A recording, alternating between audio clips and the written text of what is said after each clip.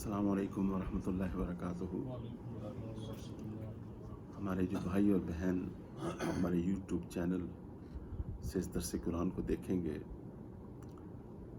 تو ان سے گزارش ہے کہ آپ اس چینل کو شیئر بھی کریں، لائک بھی کریں اور سبسکرائب بھی کریں اور بیل آئیکن کو بھی کلک کریں فار فیوچر نوٹیفیکیشنز انشاءاللہ۔ جزاکم اللہ خیر۔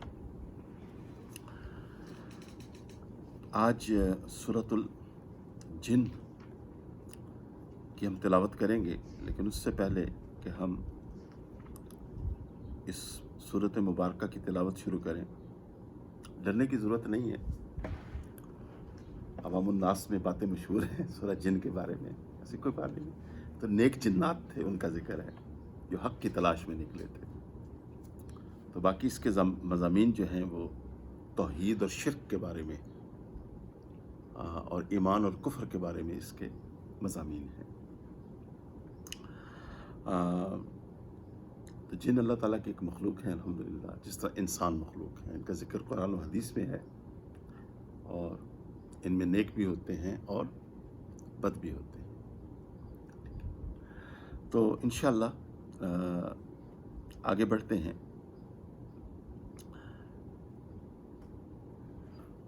اس صورت میں توحید کا بیان ہے اور شرک کا رد ہے۔ تو توحید کو تو ہم مانتے ہیں، آمنت باللہ میں اللہ پہ ایمان لایا، و ملائکتہ میں فرشتوں پہ ایمان لایا، و کتبہ کتابوں پہ ایمان لایا۔ تو یہاں و کتبہ سے مراد کیا ہے؟ قرآن اور احادیث اور تمام سیاستہ کی احادیث کو ماننا، وہ سب شامل ہے اس میں، صرف قرآن مراد نہیں ہے اس میں، ٹھیک ہے جی۔ کتبہ سے مراد کیا ہے؟ قرآن اور احادیث، قرآن و سنت۔ اور سنت کہاں سے ڈرائیو کی جاتی ہے؟ احادیث سے ڈرائیو کی جاتی ہے۔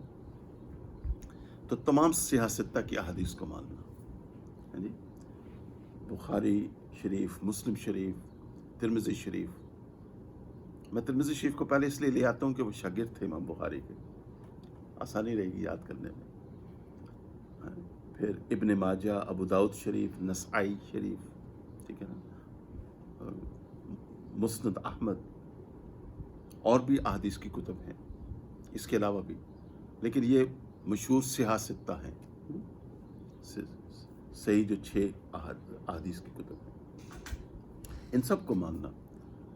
ورسلہ، کہ آدم علیہ السلام کو اللہ کا پہلا نبی ماننا، اور پیارے آقا رسول اللہ صلی اللہ علیہ وسلم کو اللہ کا سچا اور آخری رسول ماننا۔ آخری رسول یہ مان بہت ضروری ہے۔ اگر کوئی یہ عقیدہ رکھے کہ نبی کریم صلی اللہ علیہ وسلم خاتم النبیین نہیں ہیں، یا ان کے بعد کوئی اور بھی شخص آیا اس نے نبوت کا دعویٰ کیا، تو پھر بالاجماع وہ گروہ، وہ شخص دار اسلام سے خارج ہو جائے گا، عقیدہ ہے۔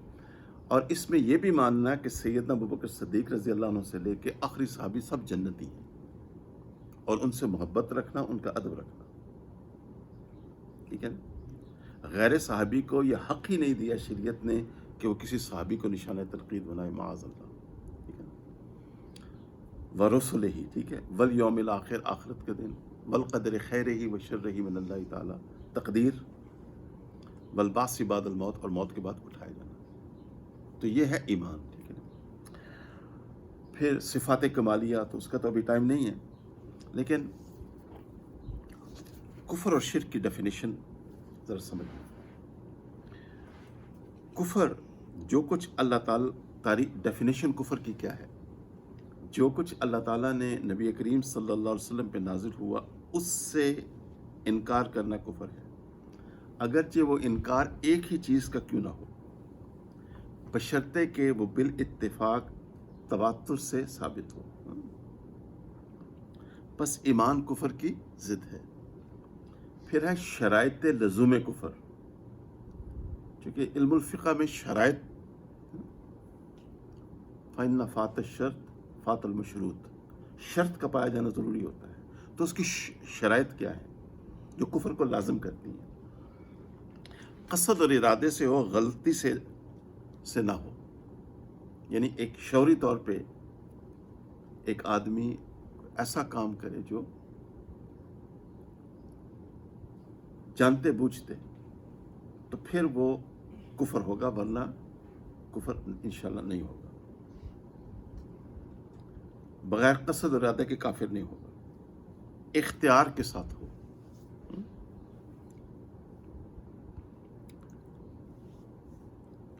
اچھا، جبر کے ساتھ نہ ہو. پھر ہے احکام کفر.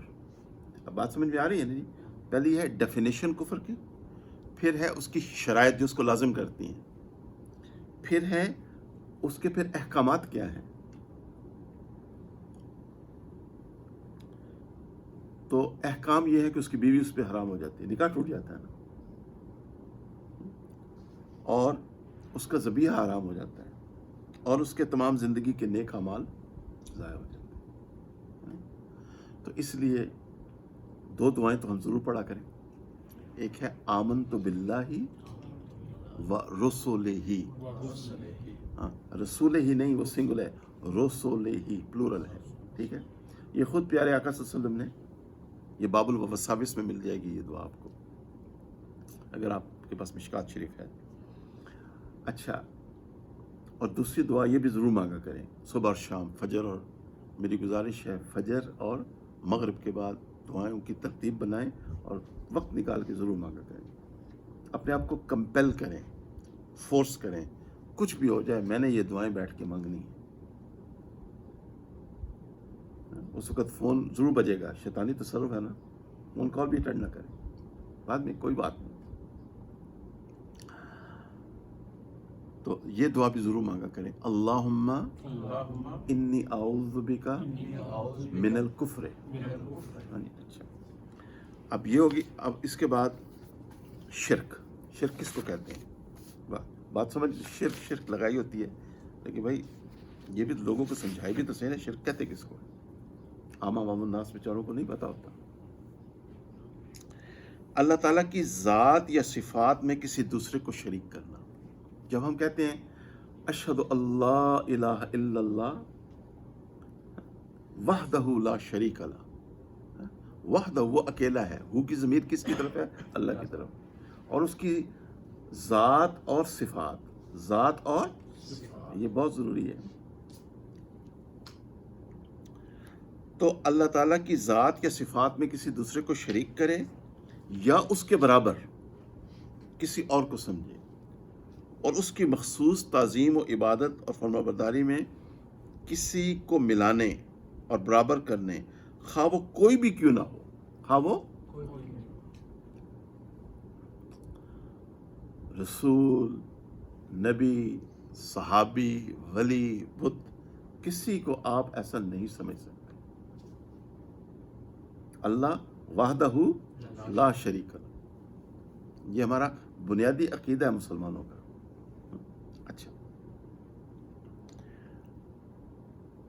پھر فرمایا تو وہ مخصوص، تو شریعت محمدی اعلیٰ صاحب صلاۃ والسلام میں تین جو مخصوص پوزیشنز ہیں وہ کس کے لیے ہیں؟ اللہ تعالیٰ کے لیے. ٹھیک ہے جی. قیام اور کسی کے سامنے نہیں کر سکتے، اس طرح ہاتھ باندھ کے کسی دوسرے انسان کے ساتھ ٹھیک نہیں ہے، کیونکہ قیام اللہ کے لیے ہے. کھڑے ہونے میں ہاتھ نہ باندھیں، احتیاط کریں. رکوع، جھکنا، یہ بھی صرف کس کے لیے ہے؟ پیارے آقا صلی اللہ علیہ وسلم نے تو پوری زندگی اپنی لگائی یہ باتیں سمجھانے میں انسانوں، اور صحابہ کرام کی زندگیوں کو بدلا. تو پہلا قیام ہے، دوسرا رکوع ہے، اور تیسرا سجود. سجدہ بھی کس کے لیے ہے؟ کسی غیر اللہ کے لیے سجدہ. یہ تین پوزیشن صرف اللہ تعالیٰ کے لیے ہیں اور کسی کے لیے نہیں. اچھا، پھر کہ شرک فی الذات، یہ سمجھنا دو خدا ہیں یا تین خدا ہیں یا بہت سے خدا، تو یہ بھی ٹھیک نہیں. یہ کیا ہے؟ شرک فی الذات. اس سے تو میری سمجھ کے مطابق امت بچی ہوئی ہے، لیکن شرک فی صفات میں کام بہت خراب ہے. تو شرک فی صفات کیا ہے؟ شرک فی العلم. فی العلم، شرک فی العلم یعنی پیغمبر یا ولی کو اس طرح سمجھنا جس طرح اللہ ہے۔ پھر اس کے بعد ہے شرک فی القدرت کہ نفع اور نقصان اللہ کے سوا کسی اور کی طرف منسوب کرنا، معاذ اللہ۔ پھر کیا شرک فی السمع، اب مثال کے طور پہ یا تو آپ حضرات ماشاءاللہ سب صاحب علم ہیں، آپ سمجھتے ہیں ما تحت الاسباب، بھائی مجھے پانی لا دیں، ڈاکٹر کے پاس جانا، جاب تلاش کرنا، یہ شرک نہیں ہے۔ We are codependent, right, we depend on each other. لیکن ایک ہے ما فوق الاسباب، ما فوق الاسباب کہ دعا مانگنا، یہ صرف اور صرف کس کے لیے ہے؟ اللہ کے سوا کوئی میری اور آپ کی پکار، قرآن نے پورے قرآن میں اس کا رد موجود ہے، بہت ساری آیات ہیں۔ وہ دعا کسی اور سے نہیں کر سکتے، وہ صرف اور صرف اللہ سبحانہ و تعالیٰ سے کریں گے۔ اچھا، شرک فی السمع، اس کے بعد ہے شرک فی البصر کہ جس طرح بھائی اللہ دیکھ رہا ہے، اللہ سے ڈرو، اللہ دیکھ رہا ہے۔ تو یہ عقیدہ رکھنا کہ جب انسان تنہائی میں ہے تو مجھے کون دیکھ رہا ہے؟ صرف اللہ دیکھ رہا ہو، کوئی نہیں دیکھ رہا۔ بعض جگہ سرویلنس کیمرہ بھی آپ کو نہیں دیکھ رہا، خیر بہت ایک ٹیکنالوجی ہے۔ شرک فی البصر، پھر ہے شرک فی الحکم، ادھر نماز کا وقت آ گیا ہے، مؤذن صاحب فرما رہے ہیں قد قامت الصلاۃ، قد قامت الصلاۃ، ادھر بندہ کہتا ہے میں نے وظیفہ کرنا ہے۔ وظیفہ ضرور کریں آپ، اگر وہ شرعاً جائز وظیفہ ہے ضرور کریں، سو بسم اللہ، مگر جب نماز کا وقت آ گیا تو نبی کریم صلی اللہ علیہ وسلم جب نماز کا وقت آیا تو آپ نے نماز ادا کی، خلفائے راشدین نے نماز ادا کی، تو وہ ہو جائے گا شرک فی الحکم۔ پھر ہے شرک فی العبادت، مثلا کسی قبر کو یا کسی ولی اللہ کو سجدہ کرنا، معاذ اللہ، یا کعبہ شریف کے علاوہ کسی اور جگہ کا طواف کرنا، تو یہ سب کیا ہیں؟ شرک فی العبادت ہے۔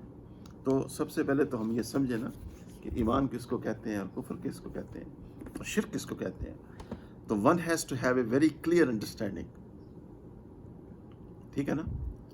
جب بات سمجھ میں آئے گی، سب ماشاءاللہ پڑھے لکھے لوگ ہیں، آج کل تو سوشل میڈیا کا دور ہے، تو پوری دنیا ہی پڑھی لکھی ہے ماشاءاللہ اب تو، ہاں، تو ان باتوں کو سمجھنا ضروری ہے۔ تو اس صورت میں سب سے پہلے شرک کو رد کیا گیا ہے، تو اس کی آگے آیات آ رہی ہیں، وہ ہم پڑھیں گے۔ اس کے بعد اس کا شان نزول،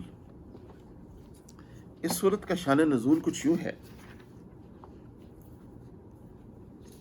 کہ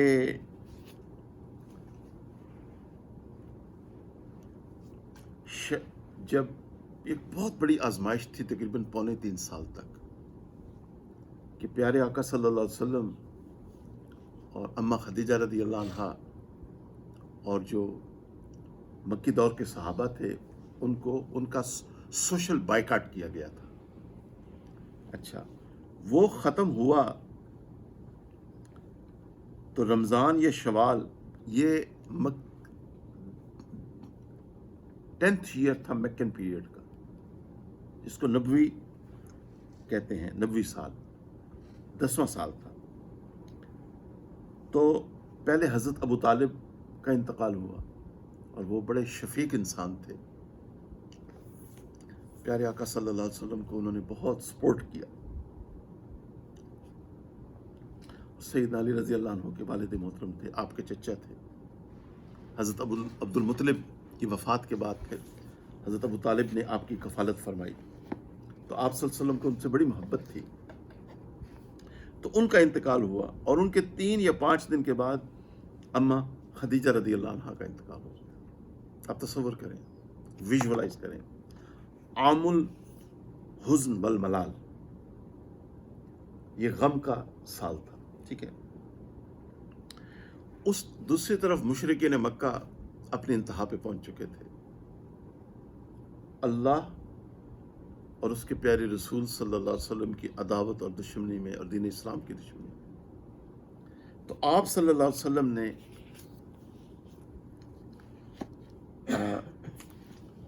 یہ قصد کیا کہ طائف میں ایک قبیلہ تھا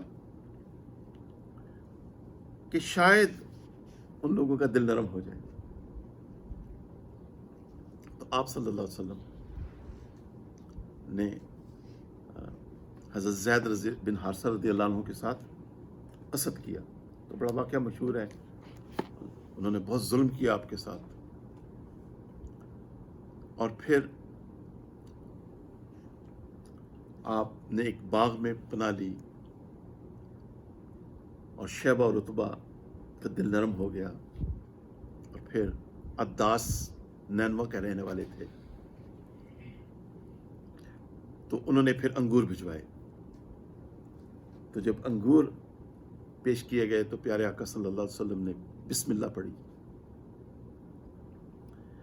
تو عداس نے فرمایا کہ یہ لوگ تو، یہاں کے لوگ تو یہ کلمہ نہیں پڑھتے جو آپ نے ابھی پڑھا. تو پھر آپ نے اپنا تعارف کروایا کہ میں اللہ کا نبی ہوں، اللہ کا رسول. تو اس نے کہا کہ میں نینوا کا رہنے والا ہوں. تو آپ نے فرمایا میرے بھائی یونس بن متا. تو وہ پھر آپ کے قدموں میں گر پڑا.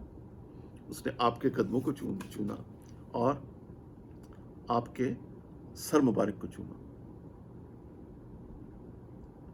تو وہ لوگ پھر پریشان ہو گئے، یہ کیا ہے؟ تو یہ اب داعی کو یہ باتیں سمجھنی چاہیے کہ دعوت اب ایک جگہ کر رہے ہیں، اثرات دوسری جگہ نمایاں ہو رہے ہیں. جن کا قصد کیا تھا کہ ان کو ہدایت مل جائے، اگرچہ کہ بہت طویل عرصے کے بعد علماء فرماتے ہیں، غالباً مفتی تقی عثمانی صاحب دامت برکاتہم کا ایک ریسنٹ بیان میں نے سنا، اس میں انہوں نے ارشاد فرمایا کہ محمد بن قاسم، یہی نام تھا نا جی ان کا، یہی ہے نا، محمد بن قاسم تھا نا نام ان کا، یہ اسی قبیلے سے تعلق رکھتے تھے. تو آپ صلی اللہ علیہ وسلم کی دعا قبول ہوئی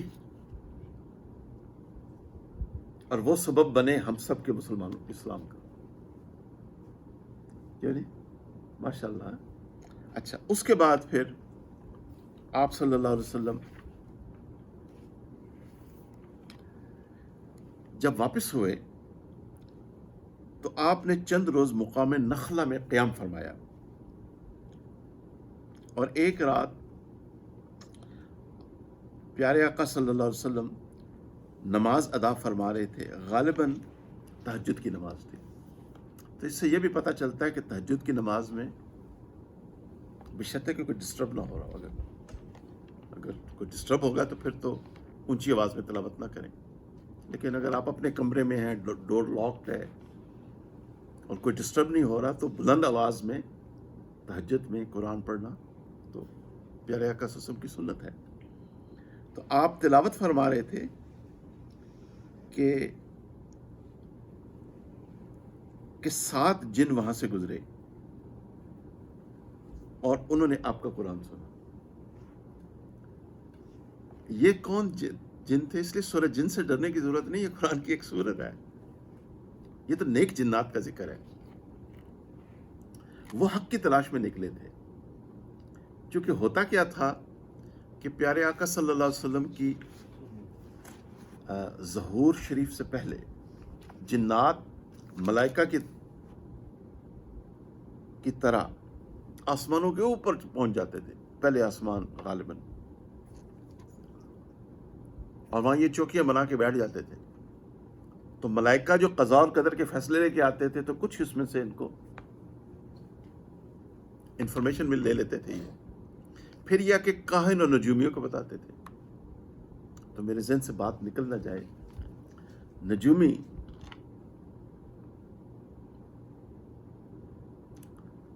کے پاس ہاتھ دکھانا، اگر اس ارادے سے جو میری تحقیق میں نے کی، تو ایک ماشاءاللہ عالم ہیں، پاکستان میں ہوتے ہیں، تو میں نے ان کو کل واٹس ایپ پہ میسج بھیجا تھا، تو ان کا جواب آیا. تو صبح میں فجر کے لیے جب آ رہا تھا تو ان کے میں اس جو جواب کو واٹس ایپ پہ میں نے 2 یا 3 دفعہ سنا غالباً. تو اس میں یہ ہے کہ اگر انہوں نے یہ فرمایا ہے، بہت بڑے عالم ہیں ماشاءاللہ، بڑی ان کی ہمیشہ تحقیق فرما کے جواب دیتے ہیں ود ریفرنس. ایک تو سورۃ اللقمان میں کہ اینڈ میں 5 چیزوں کا ذکر اللہ تعالیٰ نے فرمایا، 5 چیزوں کا جن کا علم اللہ کے سوا اور کسی کو نہیں.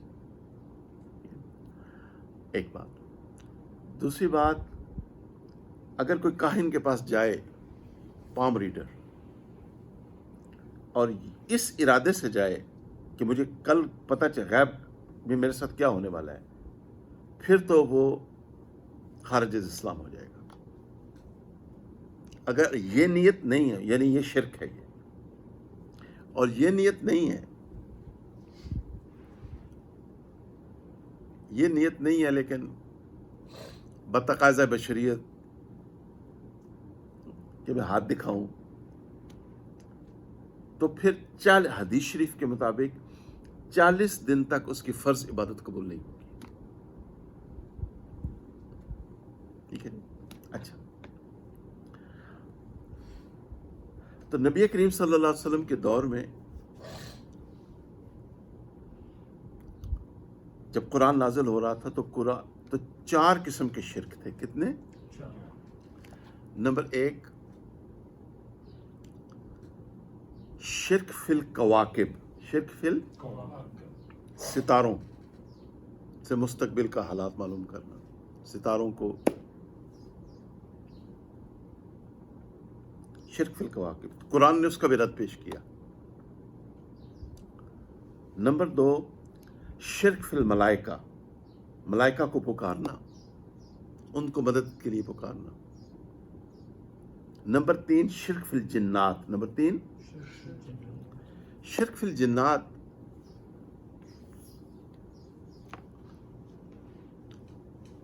جب وہ مختلف وادیوں سے گزرتے تھے تو کہتے تھے مشرکین مکہ، اے اس وادی کے سردار جن، میں تیری پناہ میں آتا ہوں.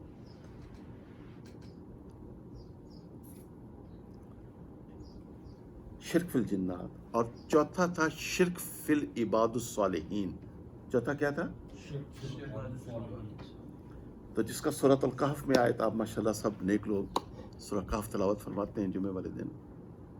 اعوذ باللہ من الشیطان الرجیم، بسم اللہ الرحمن الرحیم. افحسب الذین کفروا ان یتخذوا عبادی من دونی اولیاء. آیت آ رہی ہے نا؟ کیا یہ گمان کرتے ہیں کہ مجھے چھوڑ کے میرے بندوں کو اپنا کارساز بنا لیں؟ انا اعتدنا جہنم للکافرین نزلا. آگے اللہ تعالیٰ نے جہنم کی وعید کی. تو یہ 4 شرک تھے. تو قرآن نے ان 4 شرکوں کا رد پیش کیا. جو نیک جنات ہیں مسلمان. اچھا، اب میں لیٹ می گو بیک. تو یہ جنات، اب انہوں نے دیکھا کہ اس آسمان پہ پہرے لگے ہوئے ہیں، اور جب ہم جاتے ہیں تو شہاب ثاقب ہمارے پیچھے لگتا ہے. اب ہم وہاں سے جا کے خبریں نہیں لے سکتے، تو کیا ہو رہا ہے؟ آپ ذرا میرے بھائیوں، میری بہنوں، ایمان بہت بڑی نعمت ہے. ایمان پہ محنت کریں، مزین کریں اس کو. جب ہمارا ایمان ٹھیک ہو جائے گا، ہماری زندگی کی مشکلیں بھی آسان ہو جائیں گی. ریسٹ ایشورڈ، خاطر جمع رکھیں. جب ہمارا ایمان ٹھیک ہو جائے گا، نیک اعمال پھوٹیں گے، ہمارا خاتمہ بھی ایمان ہوگا. آخر کیا اللہ تعالیٰ کا کہ نظام ہے. جب قرآن نازل ہونے والا تھا اور ہو رہا تھا تو جنات یہ پریشان تھے. تو یہ 9 نیک جن تھے جو حق کی تلاش میں نکلے اور ادھر یہ مقام نخلا میں پہنچے. اور آپ صلی اللہ علیہ وسلم قرآن پڑھ رہے تھے، انہوں نے قرآن سنا اور यहाँ पे हज़रत ने लिखा है, मौलाना इदरीस कांदी रहमतुल्लाह अलैह ने सूरह अहकाफ की आयत थी, तो उन्होंने फिर ये कुरान सुना और बहुत मुतासिर हुए और अपनी बस्ती में वापस गए और फिर उनको दावत दी कि हमने एक अजीब कुरान सुना। अब हम जो सूरह जिन अभी पढ़ेंगे ना थोड़ी देर में, तो आप एंजॉय करेंगे, पूरा बैकग्राउंड आपके सामने होगा। याजिस तो कल लगा रहा घर में मैंने आईपैड लेके बैठा रहा। अच्छा, तो बात समझ आइए ना। तो ये उन लोगों को भी जवाब है जिन्होंने कुरान के खिलाफ किताबें लिखी। अल्लाह हिदायत दे।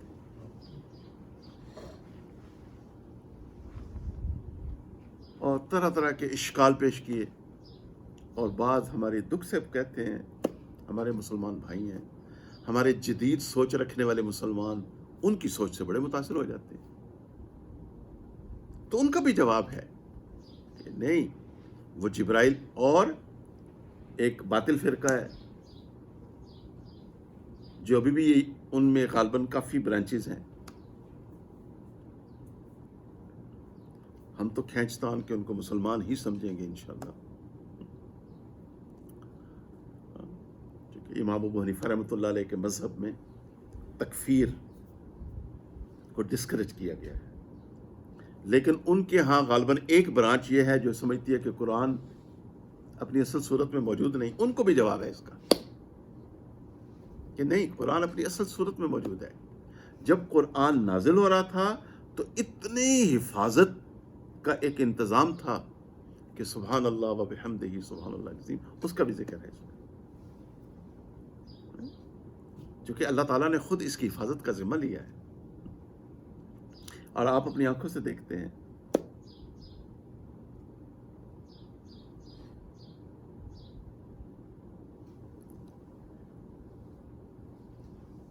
मेरा हुसैन भी कारी था, मैं भी हूं कारी कुरान। क्यों जी? मेरा हुसैन भी कारी था, मैं भी हूं कारी कुरान रदी अल्लाह ताला अन्हु। सुभान अल्लाह व बिहम्दिही सुभानल्लाहिल अज़ीम। तो कलाम पाक आप देखते हैं 5 साल का, 6, 7, 8, 9 साल का बच्चा हाफिज बन जाता है। ये मुजज़ा नहीं तो और क्या है? ये कैसे मुमकिन है कि कुरान अपनी असल सूरत में मौजूद है? बिल्कुल 100% कुरान अपनी असल सूरत में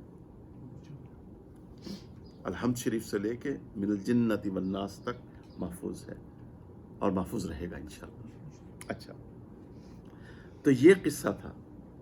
अब इससे पहले कि हम आगे बढ़ें और शुरू करें, ब्लैक मैजिक, काला जादू, तो उसके बारे में रूलिंग क्या है? मेरे पास ये सेवरल रूलिंग्स हैं, फतावा जो है। एक मुसलमान अगर दूसरे मुसलमान पे काला जादू करता है, तो हम जब बाथरूम में जाते हैं तो हम लेफ्ट फुट फर्स्ट रखते हैं, बायां कदम, और कौन सी दुआ मांगते हैं? अल्लाहुम्मा इन्नी अऊज़ु बिका मिनल खुबुस वल खबाइस। अल्लाह, मैं आपकी पनाह मांगता हूँ नापाक जिन्नों से और नापाक जिन्नियों से। तो हमारा ईमान है कि नबी रहमत सल्लल्लाहु अलैहि वसल्लम ने इल्म बिल वही के बुनियाद के ऊपर हमें यह बताया कि बाथरूम के अंदर शयातीन जिन्नात होते हैं। तो ये जो जादूगर होते हैं ये उनको गालबन पकड़ते हैं। तो मेरा चूँकि ये टॉपिक फेवरेट नहीं है, लेकिन रिसर्च ज़रूर है मेरी, क्योंकि अल्लाह ताला ने मुझे एक ऐसा ज़हन दिया, अल्लाह उसका एहसान है कि जो भी इशू हो मेरी पूरी कोशिश होती है उसमें पूरी रिसर्च की जाए। कुरान क्या कहता है, हदीस क्या कहती है, सहाबा इकराम का क्या मसलक था, उसके बाद फिर हमारे आइमा अरबा ने क्या फरमाया, मुहद्दिसीन ने क्या फरमाया, और आज हमारे जो उलमा हैं वो क्या फरमाते हैं। تو اس کے بارے میں رولنگ آپ، اگر ایک شخص کلمہ گو مسلمان ہے اور وہ جادوگر کے پاس جاتا ہے دوسرے کلمہ گو مسلمان پہ جادو کرنے کے لیے، تو سیورل رولنگز ہے. ایک رولنگ میں، ایک فتویٰ میں آپ کو پڑھ کے سنا دیتا ہوں. کالا جادو کرنے اور کروانے والا دونوں کافر ہو جاتے ہیں. اس لیے میں نے کفر اور شرک کی ڈیفینیشن پہلے بتا دی. وہ دونوں کیا ہو جاتے ہیں؟ کافر ہو جاتے ہیں. اگر ایسا آدمی بغیر توبہ کے مر جائے تو وہ حالت کفر پہ مرے گا.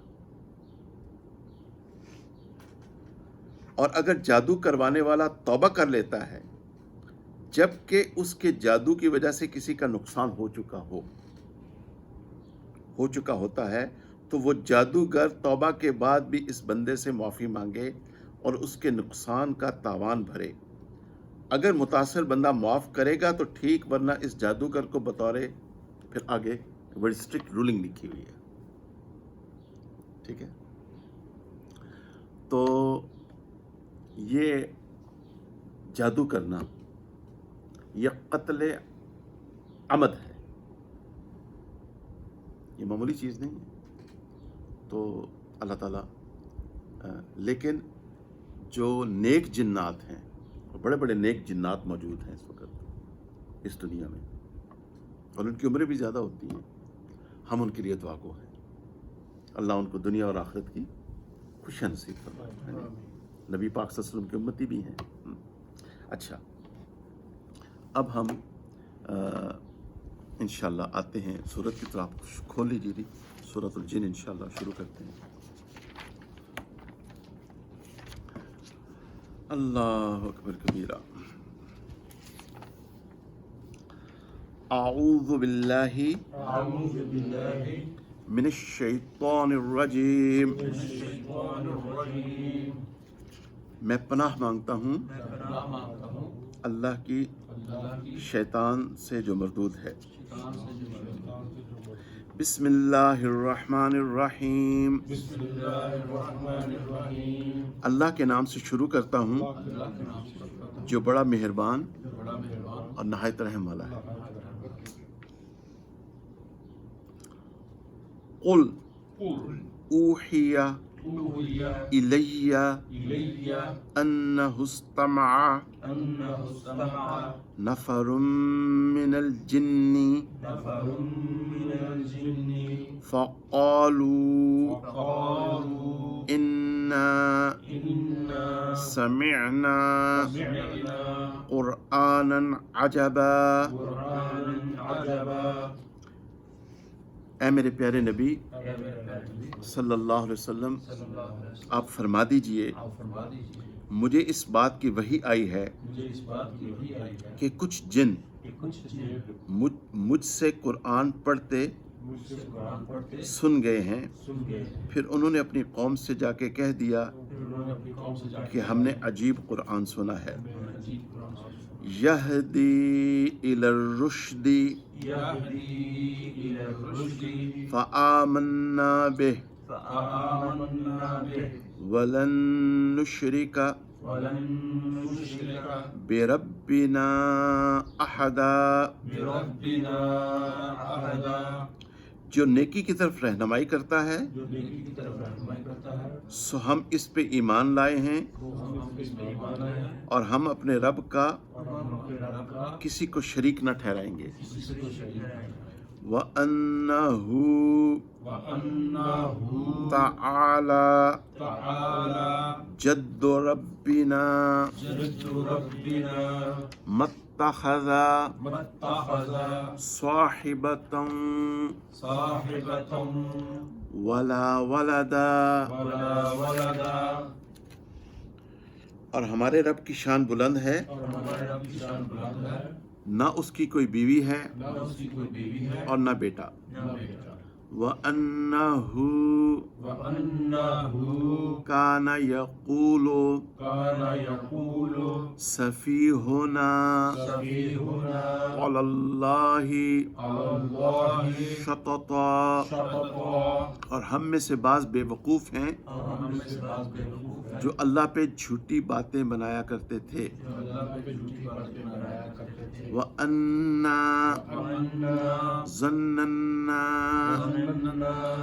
أَن لَّن تَقُولَ الْإِنسُ والجن علی اللہ کذبا، اور ہمیں خیال تھا کہ انسان اور جن اللہ پر ہرگز جھوٹ نہ بولیں گے. وَأَنَّهُ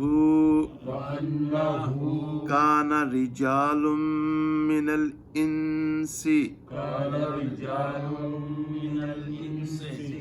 يَعُوذُونَ بِرِجَالٍ مِّنَ الْجِنِّ. یہاں پہ غنہ فرمانا ہے آپ نے. بِرِجَالٍ مِّنَ الْجِنِّ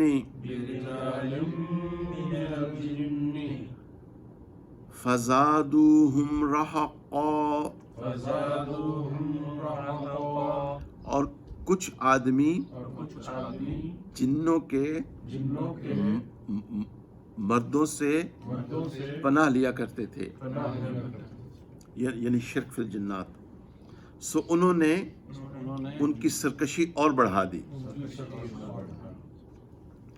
وَأَنَّهُمْ ظَنُّوا كَمَا ظَنَنْتُمْ أَن لَّن يَبْعَثَ اللَّهُ أَحَدًا، اور وہ بھی سمجھتے ہوئے تھے جیسا کہ تم نے سمجھ رکھا ہے، اللہ ہرگز کسی کو رسول بنا کے نہ بھیجے گا. وَأَنَّا لَمَسْنَا السَّمَاءَ فَوَجَدْنَاهَا مُلِئَتْ حَرَسًا شَدِيدًا وَشُهُبًا، اور ہم نے آسمان کو ٹٹولا اور ہم نے اسے سخت پہروں اور شعلوں سے بھرا ہوا پایا. وَأَنَّا كُنَّا نَقْعُدُ مِنْهَا مَقَاعِدَ لِلسَّمْعِ فَمَن يَسْتَمِعِ الْآنَ يَجِدْ لَهُ شِهَابًا رَّصَدًا، اور ہم نے اس کے ٹھکانوں میں سننے کے لیے بیٹھا کرتے تھے. بس جو کوئی اب کان دھرتا ہے وہ اپنے لیے ایک انگارہ تاک لگائے ہوئے پاتا ہے. وَأَنَّا لَا نَدْرِي أَشَرٌّ أُرِيدَ بِمَن فِي الْأَرْضِ أَمْ أَرَادَ بِهِمْ رَبُّهُمْ رَشَدًا، اور ہم نہیں جانتے کہ زمین والوں کے ساتھ نقصان کا ارادہ کیا گیا ہے یا ان کی نسبت ان کے رب نے راہ راست پہ لانے کا ارادہ کیا ہے. وَأَنَّا مِنَّا الصَّالِحُونَ وَمِنَّا دُونَ ذَلِكَ كُنَّا طَرَائِقَ قِدَدًا، اور کچھ تو ہم میں سے نیک ہیں اور کچھ اور طرح کے ہم بھی مختلف طریقوں پر تھے. وَأَنَّا ظننا ألن نعجز الله في الأرض ولن نعجزه ہربا. بے شک ہم نے سمجھ لیا ہے کہ ہم اللہ کو زمین پہ کبھی عاجز نہ کر سکیں گے، معاذ اللہ، اور نہ ہی ہم بھاگ کر عاجز کر سکیں گے. وَإِنَّا لَمَّا سَمِعْنَا الْهُدَى آمَنَّا بِهِ فَمَن يُؤْمِن بِرَبِّهِ،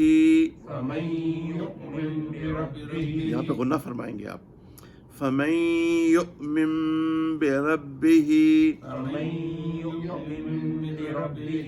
فَلَا يَخَافُ بَخْسًا وَلَا رَهَقًا. اور جب ہم نے ہدایت کی بات سنی تو ہم اس پر ایمان لے آئے. پھر جو اپنے رب پہ ایمان لے آیا نہ تو اسے نقصان کا ڈر ہے اور نہ ظلم کا. وَأَنَّا مِنَّا الْمُسْلِمُونَ وَمِنَّا الْقَاسِطُونَ فَمَنْ أَسْلَمَ فَأُولَئِكَ تَحَرَّوْا رَشَدًا. اور کچھ تو ہم میں سے فرما بردار ہیں اور کچھ نافرمان. بس جو کوئی فرما بردار ہو گیا ایسے لوگوں نے سیدھا راستہ تلاش کر لیا. وَأَمَّا الْقَاسِطُونَ فَكَانُوا لِجَهَنَّمَ حَطَبًا. اور لیکن جو ظالم ہیں وہ جہنم کا ایندھن ہوں گے. وَأَن لَّوِ اسْتَقَامُوا عَلَى الطَّرِيقَةِ لَأَسْقَيْنَاهُم مَاءً غَدَقًا. اور اگر مکہ والے سیدھے راستے پہ قائم رہتے تو ہم ان کے اوپر افراد پانی سے سیراب کرتے، چونکہ وہاں قحط آیا تھا ان کی نافرمانیوں کی وجہ سے. تو یہ مسئلہ سمجھ لیں، زمین میں جہاں پہ بھی پریشانیاں آتی ہیں تو ان کے کفر، شرک اور گناہوں کی وجہ سے آتی ہیں. اگر بستیوں کے لوگ ایمان لے آئیں تو آسمان سے رزق برسے اور زمین سے رزق ابلے. اگر ایمان لے آئیں اور اس کے تقاضوں کو بھی پورا کریں. لِنَفْتِنَهُمْ فِيهِ وَمَن يُعْرِضْ عن ذِكْرِ رَبِّهِ يَسْلُكْهُ عَذَابًا صَعَدًا.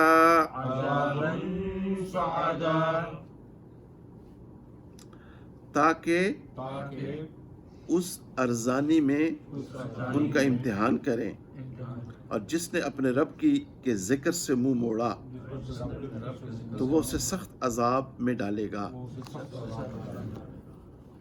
اس عاجز کی تحقیق یہ ہے کہ جو لوگ ہمیشہ ہمیشہ کی جہنم میں جائیں گے، یعنی یہ سوال پیدا ہوتا ہے کہ لوگ ہمیشہ کی جہنم میں کیوں جائیں گے؟ تو ان کا جرم یہ ہوگا کہ انہوں نے اس دنیا میں اللہ تعالیٰ کی عبادت نہیں کی ہوگی. کیونکہ ہر انسان کی تخلیق، ہر جن کی تخلیق، جن و انس کی تخلیق کا مقصد کیا ہے؟ کہ وہ اللہ تعالیٰ کی، باقی جتنے بھی کام ہو رہے ہیں بڑی اچھی بات ہے، ضرور کریں.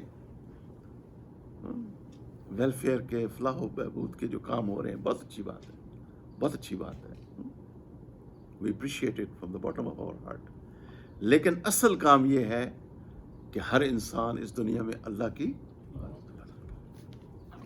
یہ اتنا بڑا جرم ہوگا جس کی وجہ سے اللہ تعالیٰ جن و انس کو ہمیشہ ہمیشہ کی جہنم، بعض جن و انس کو ہمیشہ ہمیشہ کی جہنم. تو یہ بات، اس حادث کی تحقیق یہ ہے، ایک طالب علم کے سے عرض کر رہا ہوں، تو اس کو ہم ضرور سمجھیں. اور مجھے امید ہے کہ یوٹیوب کے ذریعے اور بھی کافی لوگوں کو یہ پیغام ملے گا کہ ہم اپنا ایک تو ایمان ٹھیک کریں، سب سے پہلے عقیدہ ٹھیک کریں، ایمان ٹھیک کریں، اور پھر اس کے مطابق اللہ تعالیٰ کی عبادت کریں، تو ہماری زندگیاں بھی آسان ہو جائیں گی. اس میں نا خاطر جمع رکھیں، ریسٹ ایشورڈ، یقین بنائیں، اپنا ایمان بنائیں. جیسے ہمارے تبلیغی بھائی، اللہ ان کو جزا خیر دے، اور جتنی جماعتیں نکلی ہوئی ہیں اللہ ان کی نصرت فرمائے. اللہ سے سب کچھ ہونے کا یقین، اللہ سے سب کچھ ہونے کا، اور غیر اللہ سے کچھ نہ ہونے کا یقین، اور سیدنا محمد صلی اللہ علیہ وسلم ان کے نورانی طریقوں پہ چل کے کامیابی کا یقین، اور غیروں کے طریقوں پہ چل کے ناکامی کا یقین. تو پھر آپ دیکھیں اللہ زندگی کتنی آسان بنا دیں گے. سبحان اللہ. زندگی یعنی ہم نے تو اپنے بڑوں سے یہ بھی سنا کہ انسان کو اتنا لطف آتا ہے اللہ تعالیٰ کی عبادت میں آنے لگتا ہے کہ اس کو جنت کے مزے آنے لگتے ہیں. اور یہ بات 100% قرآن میرے سامنے ہے، 100% سچ ہے یہ بات، بشرطے کہ ہم ان باتوں. اب آگے بڑی اہم آیات آ رہی ہیں، ذرا آپ اٹینٹو ہو جائیں. بڑی اہم آیات جس سے بہت سارے ایشوز جو انڈو پاک سب کانٹیننٹ میں جو فرقہ واریت ہے، وہ اس کے سارے جواب آپ کو مل جائیں گے. اور صورت بھی ختم ہونے والی ہے انشاءاللہ. اب ذرا آپ نے ہماتن گوش سے کیا مراد ہوتی ہے کہ پورا جسم آپ کا کان بن جائے. وَأَنَّ الْمَسَاجِدَ لِلَّهِ فَلَا تَدْعُوا مَعَ اللَّهِ أَحَدًا. اور بے شک مسجدیں اللہ کے لیے ہیں، بس تم اللہ کے ساتھ کسی کو نہ پکارو. ٹھیک ہے جی، ہاں جی، بات سمجھ آ رہی ہے. تو اب اصل نمبر 1 تو مسئلہ یہ ہے کہ ہم عربی نہیں سیکھتے، علماء سے دور ہوتے جا رہے ہیں. اگر ہم علماء کرام سے صرف اور نفع نہیں سیکھیں گے تو یہ آیات ہماری سمجھ میں کیسے آئیں گی کہ یہاں پہ ایک تو انا آ رہا ہے. کیوں آ رہا ہے یہاں پہ انا؟ پھر آگے آ رہا ہے فا کیوں آ رہا ہے وہاں پہ؟ ٹھیک ہے جی. تو مسجد وہ ہے جہاں پہ اللہ رب العزت کی عبادت کی جاتی ہے، اس کو مسجد کہتے ہیں. اور سیدنا محمد صلی اللہ علیہ وسلم کے بتائے ہوئے طریقوں پہ عبادت کی جاتی ہے. بات سمجھ آ رہی ہے؟ اگر کوئی جگہ مسجد کہلاتی ہے اور وہاں غیر اللہ کو پکارا جا رہا ہے تو پھر اس آیت کے ساتھ کیا ہو رہا ہے؟ تصادم ہو رہا ہے کہ نہیں؟ اور یہ آیت نص قطعی ہے، یہ کنکلوسیو ہے کہ آپ مسجد میں اللہ کے سوا کسی اور کو، آپ جتنا مرضی آیات کو ٹوسٹ کریں اور جو مرضی کر لیں، آپ کی یہ باتیں ٹھیک نہیں ہیں. ابھی ہم انشاءاللہ آپ کو تھوڑا بتائیں گے. اور یاد کرائیے میں بھول نہ جاؤں کہ صحابہ کرام صرف اللہ کو پکارا کرتے تھے. ابھی میں اس کی طرف آتا ہوں، ٹھیک ہے نا. تو اس مسئلے کو اچھی طرح سمجھیں. مسجد وہ ہے جہاں پہ صرف اور صرف کس کو پکارا جاتا ہے، اور جہاں پہ اللہ کو نہیں، غیر اللہ کو بھی پکارا جا رہا ہے، تو پھر وہ بات ٹھیک نہیں رہتی. بلکہ یہاں تک بھی فرمایا اہل علم حضرات نے، وہ مسجد کے حکم میں نہیں آتی وہ جگہ. تو یہ ان پر اچھا.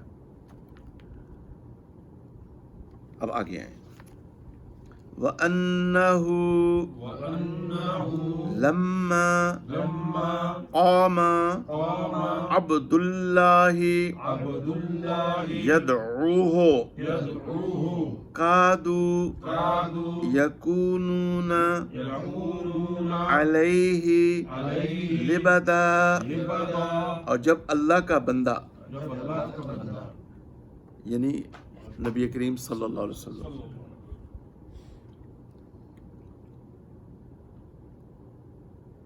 اس کو پکارنے کے لیے کھڑا ہوتا ہے،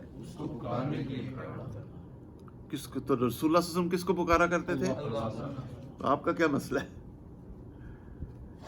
کیوں نہیں سمجھتے، کیوں نہیں مانتے ہو قرآن کو؟ میرے دوست، قرآن کی بات کو مانو قرآن کی بات کو، سمجھو قرآن کو، وقت لگاؤ، اپنی قصے کہانیوں پہ ریلائی نہ کرو، اصل سورس کی طرف آؤ. First source of our religion is Quran, پہلا ماخذ ہے یہ والے دین کا. تو لوگ اس پہ جھمگٹا کرنے لگتے ہیں. اب آگے آیت آئے، اب ذرا غور سے سنیں ان آیات کو جی. اور ان لوگوں کے پاس ان آیات کا کوئی جواب نہیں ہے، بس ایک ہٹ درمی ہے، ضد ہے، عناد ہے. اللہ تعالیٰ رحم فرمائے.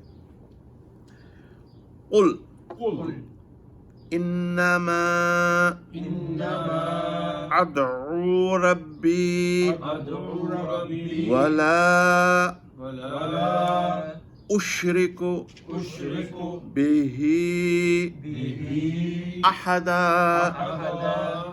اے میرے پیارے نبی صلی اللہ علیہ وسلم، آپ فرما دیجئے میں تو اپنے رب ہی کو پکارتا ہوں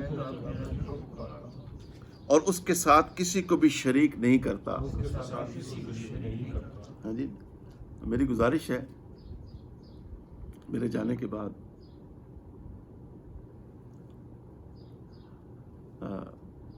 جب اس جگہ کی توسیع ہو جائے انشاءاللہ، مجھے پورا یقین ہے ہوگی انشاءاللہ. اللہ جو دعائیں مانگی گئی ہیں ان کو رد نہیں فرمائیں گے. جو نئی جگہ بھی ہم دیکھ رہے ہیں، کوشش کریں کہ یہ آیت بھی لگائیں وہاں پہ، یہ آیت بھی لگائیں وہاں پہ واضح کر کے. ٹھیک ہے جی، یاد رہے گا؟ یہ میری گزارش ہے آپ کو، یہ آیت تاکہ ہماری آنے والی نسلیں ان کا عقیدہ توحید سالڈ ہو، توحید الوہیت، کوئی ابہام نہ ہو، کوئی شک و شبہات والی بات نہ ہو. قل انی لا املک لکم ضرا ولا رشدا.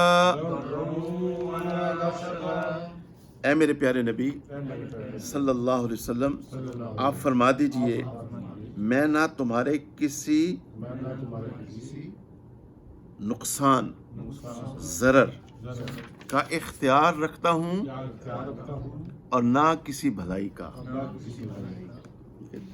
آیت سمجھ میں آ رہی جی سب کو؟ ہاں جی، قرآن کی آیت ہے. قل انی لن یجیرنی من اللہ احد ولن اجد من دونہ ملتحدا. اے میرے پیارے نبی صلی اللہ علیہ وسلم، آپ فرما دیجئے مجھے اللہ سے کوئی نہیں بچا سکے گا اور نہ مجھے اس کے سوا پناہ ملے گی. الا بلاغا من اللہ ورسالتہ ومن یعص اللہ ورسولہ فإن له نار جہنم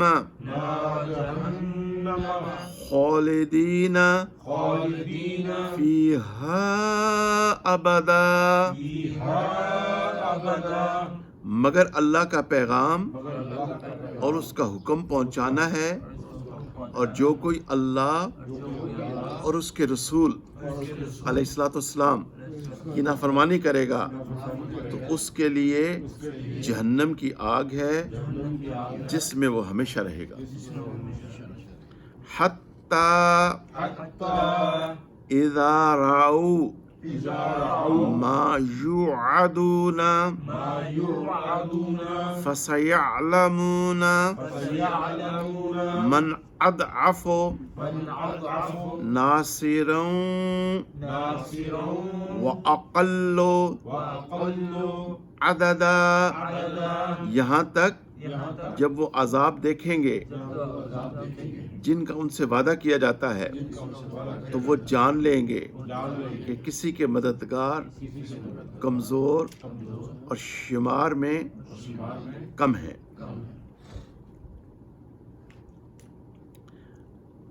یعنی جب تک یہاں تک کہ جب وہ عذاب دیکھیں گے تو جس کا ان سے وعدہ کیا جاتا ہے تو وہ جان لیں گے کہ کس کے مددگار کمزور اور شمار میں کم ہیں. کس کے؟ قل ان ادری اقریب ما توعدون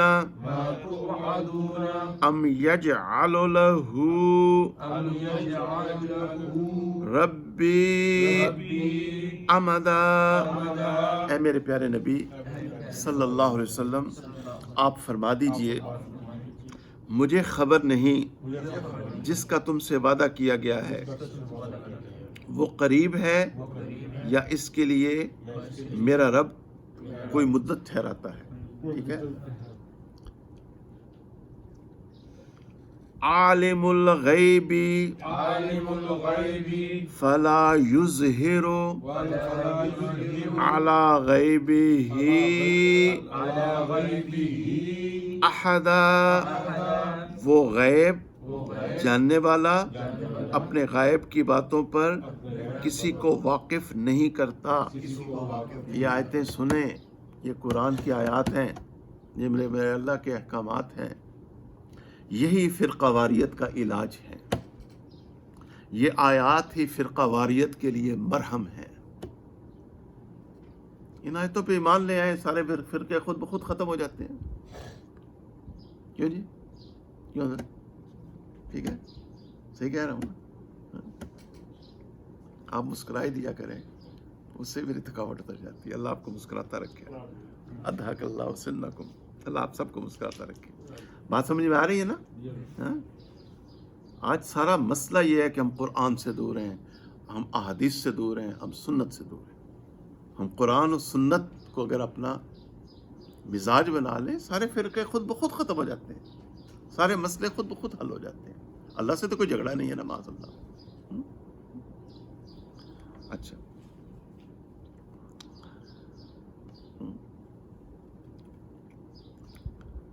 وہ غیب جاننے والا ہے اور اپنے غیب کی باتوں پہ کسی کو واقف نہیں کرتا.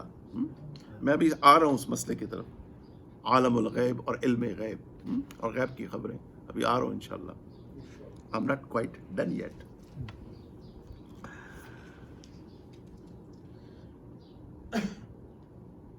جس اللہ نے کل آپ کو اتنا اچھا لنچ کروایا وہ آج بھی اچھا کھانا کھلائے گا انشاءاللہ. بہت مزیدار لنچ تھا رانا صاحب. اللہ آپ کے رزق میں برکت ڈالے. الا من ارتضى من رسول فإنه يسلك من بين يديه ومن خلفه رصدا. مگر اپنے پسندیدہ رسول کو پھر اس کے آگے اور پیچھے محافظ مقرر کر دیتا ہے. لِيَعْلَمَ أَن قَدْ، قلقلہ یاد ہے نا جی؟ یہاں پہ قلقلہ کرنا ہے. ان قد ابلغوا، یہاں پہ بھی قلقلہ کرنا ہے با کے اوپر. أبلغوا أبلغوا رسالات ربهم رسالات ربهم وأحاط بما لديهم وأحاط بما لديهم وأحصى وأحصى كل شيء كل شيء عددا. عددا. تو یہاں پہ غنہ اس لیے نہیں ہے کہ عین حروف حلقی ہے، ٹھیک ہے جی، تاکہ وہ بظاہر جان لے کہ انہوں نے اپنے رب کے پیغامات پہنچا دیے اور اللہ نے تمام کاموں کو اپنے قبضہ میں رکھا ہے. سنیں جی، بات سمجھ آ رہی ہے؟ کس کے اختیار میں ہے سب کچھ؟ ہاں، اللہ نے تمام کاموں کو کس کے قبضہ میں رکھا ہے؟ اپنے قبضے میں رکھا ہے. سبحان اللہ.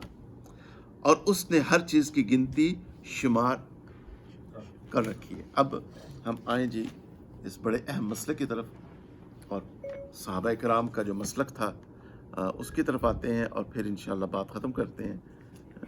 اللہ تعالیٰ آپ حضرات کو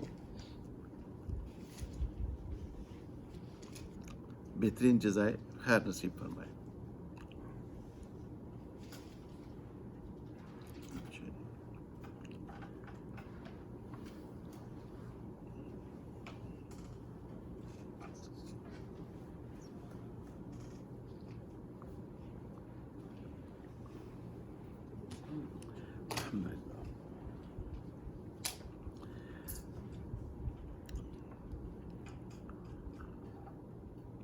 یہ مسئلہ اس کو سمجھنا بہت ضروری ہے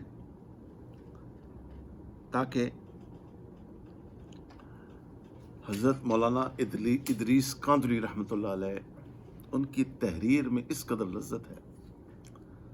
ہمارے جو اکابرین ہیں جو مسلک اہل سنت والجماعت کو ریپرزینٹ کرتے ہیں، مفتی شفیع صاحب جنہوں نے تفسیر معرف القرآن لکھی،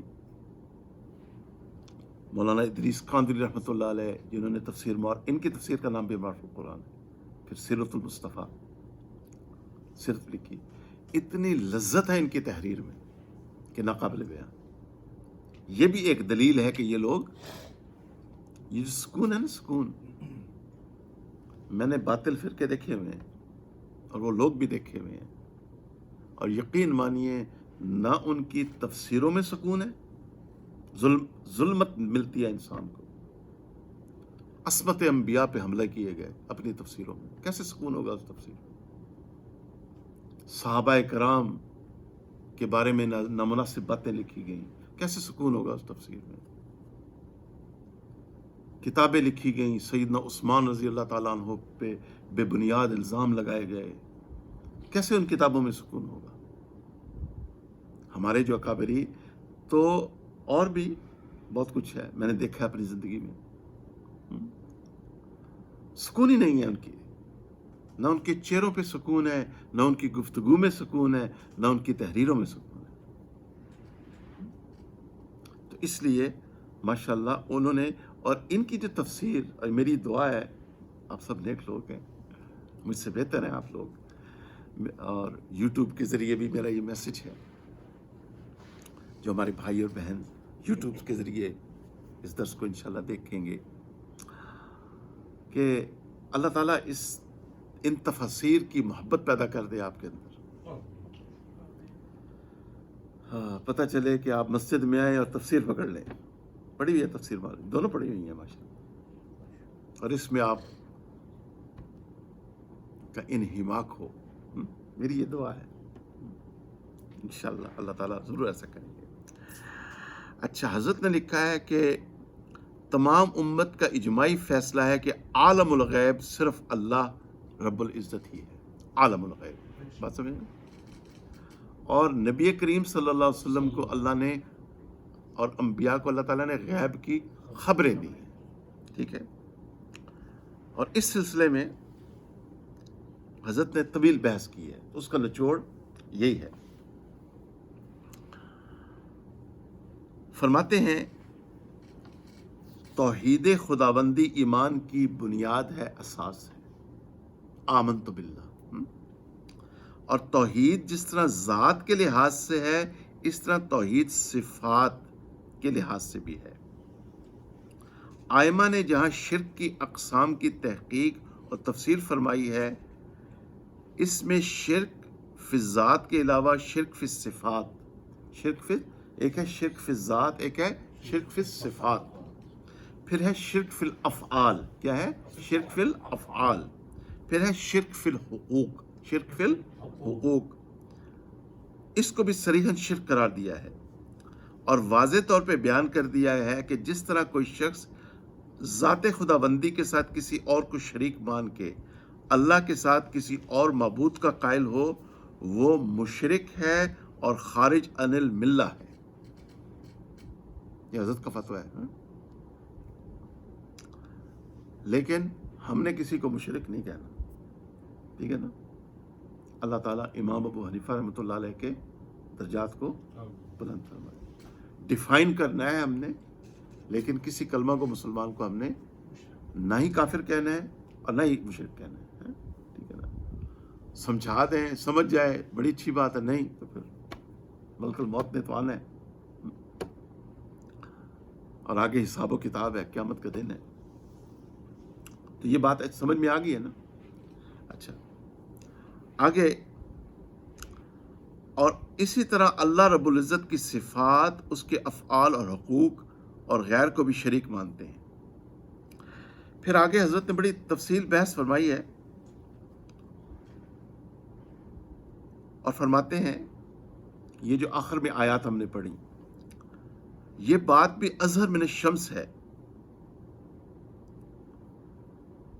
کہ اگر بالفرض الا من ارتضی من رسول کا استثناء اس امر پہ دلالت کرتا ہے، اور معنی یہ ہے کہ عالم الغیب اللہ ہے اور اللہ کے سوا کوئی اور نہیں، مگر جس رسول کو اللہ چاہے وہ عالم الغیب ہو جاتا ہے، جیسا کہ بعض لوگوں کا یہ موقف ہے۔ صحابہ کرام کا یہ موقف نہیں تھا، نہ ہی اہل سنت والجماعت کا یہ موقف ہے، ٹھیک ہے، مگر ان کا یہ موقف ہے، تو اس کا حضرت جواب دے رہے ہیں۔ تو پھر اس فرمانے کا مطلب کیا ہوگا؟ قل ان ادری، آپ فرما دیجئے کہ میں نہیں جانتا۔ اب اس کا جواب نہیں ہے ان کے پاس۔ ایک بات، جس کا وعدہ کیا گیا تھا وہ قریب ہے یا اس کی مدت باقی ہے، تو ایسے مفروضہ رکھنے والے سے، یعنی جو یہ دعویٰ کرنے والے سے الا من ارتضی کے استثناء سے وہ رسول مراد ہے جو علم غیب رکھتا ہوگا، تو پوچھا جائے گا کہ جب وہ رسول مستثنی بھی اس استثناء کے باعث صاحب علم غیب ہو گیا تو اس وجہ سے اس کو ما کانا و ما یکون کا علم حاصل ہو گیا، تو پھر اس کا یہ اعلان کیوں کر درست ہوگا کہ میں نہیں جانتا، کہ جس پیغمبر کو اس اعلان کا مامور فرمایا جا رہا ہو وہ کہہ دے کہ میں نہیں جانتا۔ اچھا، اب اس مسئلے کو ایک آیت سیٹل کر رہی ہے، اور دعا کریں وہ آیت میں بھی یاد کر لوں اور آپ بھی یاد کر لیں، اور وہ آیت ہے ورس نمبر 59 آف سورۃ الانعام، ورس نمبر سورۃ الانعام، پارہ نمبر 7، جز نمبر 7، توجہ فرمائیں۔ وَعِندَهُ مَفَاتِحُ الْغَيْبِ، وَعِندَهُ مَفَاتِحُ الْغَيْبِ لَا يَعْلَمُهَا إِلَّا هُوَ، اور اس کے پاس غیب کی کنجیاں ہیں جنہیں اس کے سوا کوئی نہیں جانتا۔ تو اس کی یہ ہو کی ضمیر کس کی طرف ہے؟ اللہ رب العزت کی طرف ہے، ٹھیک ہے جی۔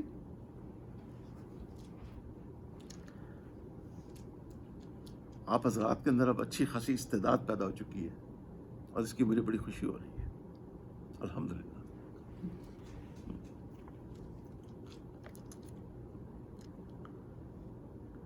وَيَعْلَمُ مَا فِي الْبَرِّ وَالْبَحْرِ، اور جو کچھ جنگل اور دریا میں ہے وہ سب جانتا ہے۔ وَمَا تَسْقُطُ مِن وَرَقَةٍ إِلَّا يَعْلَمُهَا وَلَا حَبَّةٍ فی ظلمات الارض ولا رطب ولا یابس الا فی کتاب مبین. توجہ فرمائیں. اور کوئی پتا نہیں گرتا، کوئی پتا نہیں گرتا مگر وہ اسے بھی جانتا ہے. کون جانتا ہے؟ اللہ تعالیٰ. اور نہ کوئی دانہ زمین کے تاریک حصوں میں، اور نہ دانا اور کوئی دانہ زمین کے تاریک حصوں میں نہیں پڑتا، اور نہ کوئی تر اور خشک چیز ہے مگر یہ سب کچھ کتاب روشن میں ہے. ٹھیک ہے جی. تو یہ جو آیت ہے نا، جس میں اللہ تعالیٰ فرما رہے ہیں وَعِندَهُ مَفَاتِحُ الْغَيْبِ لَا يَعْلَمُهَا إِلَّا هُوَ، اور اس کے پاس غیب کی کنجیاں جس کو اس کے سوا کوئی نہیں جانتا. تو علم غیب، عالم الغیب کون ہے؟ اور غیب کی خبریں اللہ تعالیٰ نے رسول اللہ صلی اللہ علیہ وسلم کو دی. ٹھیک ہے جی. یہ ہے صحابہ کرام. اب جب ہم سورۃ الفاتحہ کی طرف آئیں گے تو مزید اس کی تفسیر کی طرف تو مزید آئیں گے، لیکن چند باتیں بیفور آئی کلوز وہ آپ ذہن نشین فرما لیں کہ قرآن میں 6 آیات ہیں. کتنی آیات ہیں جی؟ یہ حضرت مولانا احمد علی لاہوری رحمۃ اللہ علیہ جو 17 رمضان المبارک کو فوت ہوئے تھے، جن کی قبر مبارک سے خوشبو آئی تھی، جو مسئلہ ختم نبوت میں اکثر جیل گئے تھے، یہ ان کی قرآن عزیز ہے. اللہ حضرت کے درجات کو بلند فرمائے. مجھے بہت محبت ہے ان سے. انہوں نے فرمایا کہ 6 آیات ہیں کہ دعا اللہ کے سوا کسی اور سے نہیں کی جا سکتی. ورس نمبر 40 and 41 سورۃ الانعام، ورس نمبر 29 سورۃ الاعراف، ورس نمبر 106 سورۃ یونس، ورس نمبر 14 سورۃ الرعد، ورس نمبر 68 سورۃ الفرقان اینڈ ورس نمبر 14 سورۃ المومن. کہ دعا آپ اللہ کے سوا نہیں کر سکتے. اچھا ایک بات پھر، اولاد اللہ کے سوا کوئی نہیں دے سکتا. سورہ شورا ورس نمبر 49 and 50، اللہ کے سوا کوئی اولاد نہیں دے سکتا. پھر بیمار کو شفا اللہ کے سوا کوئی نہیں دے سکتا. Versus number 80. کچھ صحیح احادیث میں آپ صلی اللہ علیہ وسلم کی دعائیں موجود ہیں. وَأَنْتَ الشَّافِي إِلَّا شِفَاؤُكَ.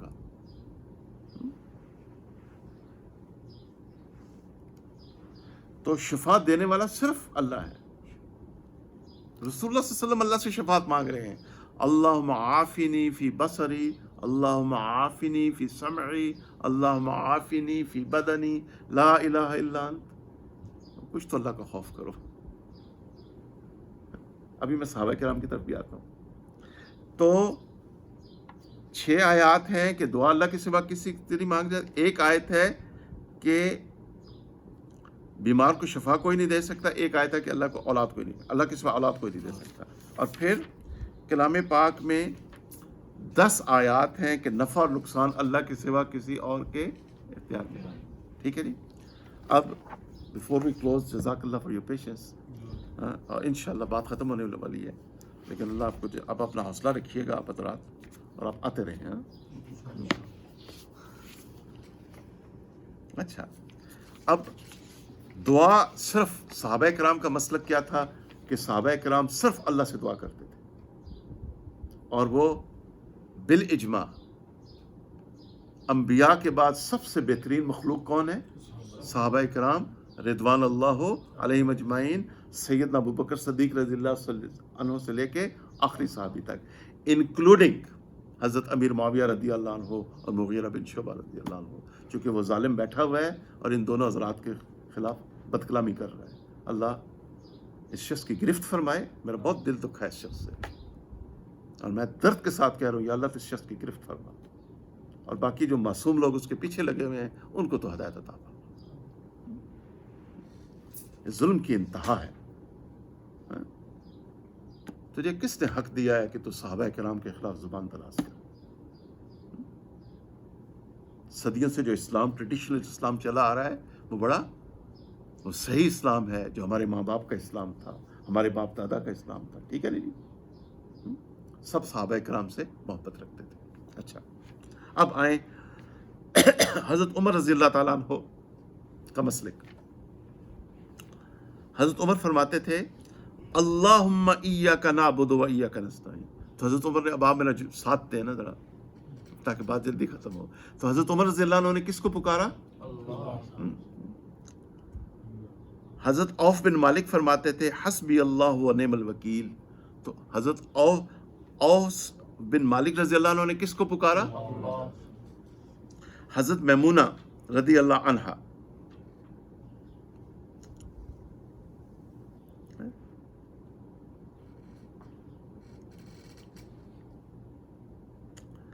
حضرت میمونہ رضی اللہ عنہا فرماتی ہیں کہ قبیلہ بن حرس کی ایک عورت اونٹ پہ سوار ہو کے آپ صلی اللہ علیہ وسلم کی خدمت میں حاضر ہوئی اور اما عائشہ رضی اللہ عنہ کو آواز دے کے کہنے لگی کہ رسول اللہ صلی اللہ علیہ وسلم کی کس دعا کے ذریعے میری مدد کریں تاکہ میں دل کی گھبراہٹ سے نجات پا کے سکون اور اطمینان حاصل کروں.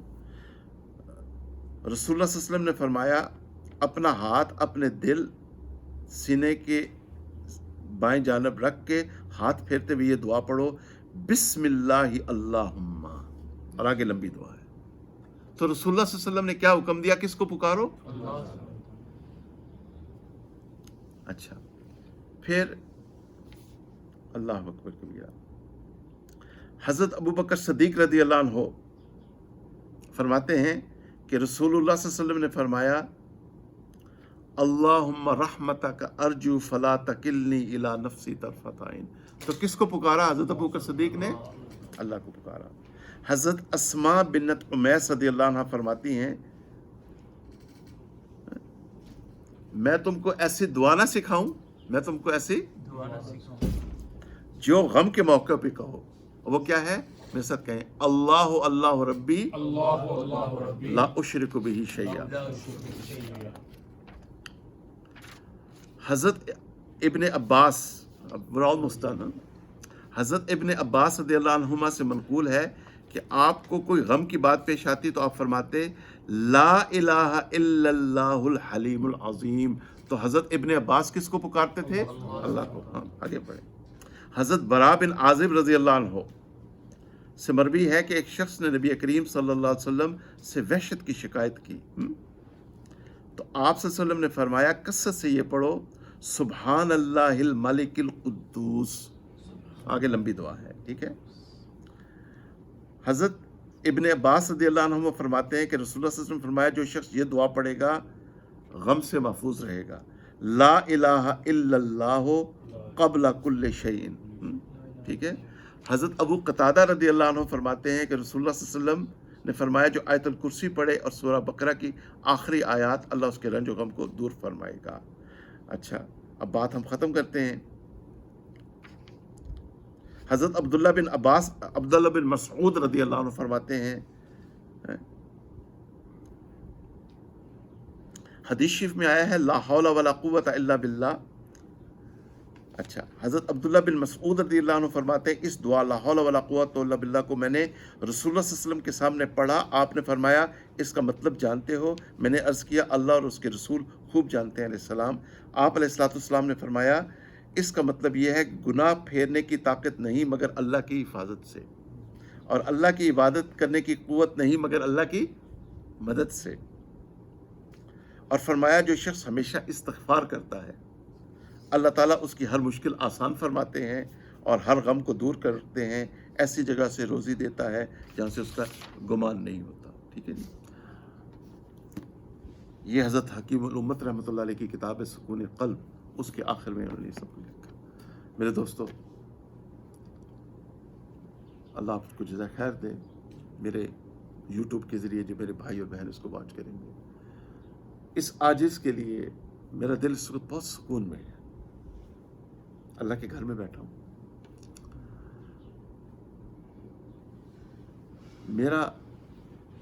یہ میرے لیے سامان آخرت ہے. کیا ہے؟ کیونکہ اب میری عمر تو اب پتہ نہیں کتنے سانس باقی ہے، سب نے جانا اللہ کے پاس. تو حضرت صحابہ کرام کا مسلک آپ کو سمجھ میں آ گیا. اللہ تعالیٰ نے کیا فرمایا قرآن میں کس سے دعا کرو؟ رسول اللہ صلی اللہ علیہ وسلم کو حکم ہو رہا ہے کس کو پکارو؟ اور صحابہ کرام کا مسلک آپ کے سامنے آ گیا، کوئی بات باقی رہ جاتی ہے؟ صرف ضد، اناد اور ہٹ درمی، بس اس کا علاج ہم اللہ سے دعا کرتے ہیں۔ اللہ تعالیٰ سب کو دین کی صحیح سمجھ نصیب فرمائے۔ اگر اللہ تعالیٰ کا فضل و کرم نہ ہوتا تو نہ یہ عاجز اس پوائنٹ تک پہنچ پاتا، نہ آپ پہنچ پاتے۔ یہ محض اس کا فضل و کرم ہے۔ کیوں جی؟ کہ اس نے یہ باتیں ہمارے اوپر واضح کر دی، اور ہمارے یہ جو بزرگان دین ہیں، جو علماء حق ہیں، ان کے لیے ہم دعا گو ہیں، ان کے احسان مند ہیں کہ انہوں نے اپنی زندگیاں وقف کی اور ہم جیسے طالب علموں کے لیے دین آسان ہونے کا ذریعہ بن گئے۔ اللہ تعالیٰ ہم سب کا خاتمہ بھی لیمان فرمائے۔ جی ٹھیک ہے، وما علینا الا البلاغ۔